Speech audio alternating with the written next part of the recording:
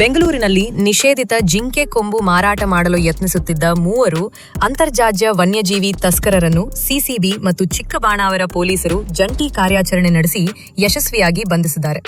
ಕಳೆದ ಮೇ 9ರಂದು ಚಿಕ್ಕಬಾಣಾವರದ ಕಾಲೇಜೊಂದರ ಸಮೀಪ ಕಾಡು ಪ್ರಾಣಿಯ ಕೊಂಬು ಮಾರಾಟ ಮಾಡಲು ಅಪರಿಚಿತರು ಬರುತ್ತಿದ್ದಾರೆ ಎಂಬ ಖಚಿತ ಮಾಹಿತಿ ಸಿಸಿಬಿಯ ಸಂಘಟಿತ ಅಪರಾಧ ದಳಕ್ಕೆ ಲಭ್ಯವಾಗಿತ್ತು.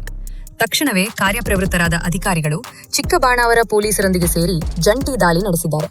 ಈ ವೇಳೆ ಒಂದು ಜಿಂಕೆಯ ಕೊಂಬಿನೊಂದಿಗೆ ಮೂವರು ಆರೋಪಿಗಳನ್ನು ರೆಡ್ ಹ್ಯಾಂಡ್ ಆಗಿ ವಶಕ್ಕೆ ಪಡೆಯಲಾಗಿದೆ.